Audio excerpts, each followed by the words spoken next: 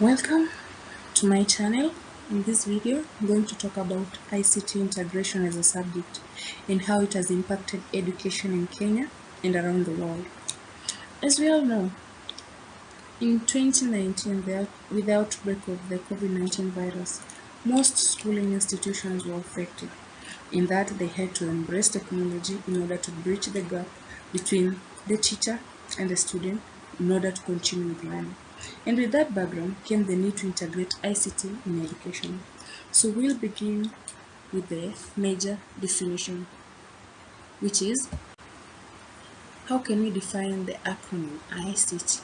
So the acronym ICT stands for Information and Communication and Technology, which basically is a wide term that seeks to create or show how information, which is the conveyance of a message, has been relatively improved or relayed with the incorporation of technological advancement to enhance effective communication. So the major key point here is effective enhancement of effective communication. Another definition of ICT in education is it is a mode of education that uses, so this is a key point, uses technology not to do anything but to support, enhance and optimize the delivery of information to improve student learning and better teaching methods.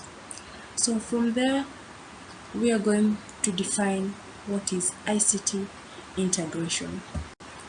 So ICT integration, according to Pisapia 1994, he stated that ICT integration is the use of ICT to introduce, reinforce, supplement, and extend skills. In education context, that is, ICT integration is the use of technology effectively for educational processes like development of the curriculum and to facilitate delivery of lessons and the learning process. So with this, we want to look now in the next slide, we want to look at the examples of ICT integration in education. So we have the first as being the PowerPoint and the classroom quizzes. So this is an application that mostly is used when doing presentation or doing teaching online. So to make learning more interesting. So another example of ICT integration in education is internet homework assignment. This is where you are given an assignment over the internet and you do it and then you deliver it online. And then you have the online grading systems, and then you have the electronic learning systems like the virtual classroom that implement the use of Zoom, Google Meet in order to actualize the learning processes in classroom. And then we have the use of tablets, laptops, and computers. So with every ICT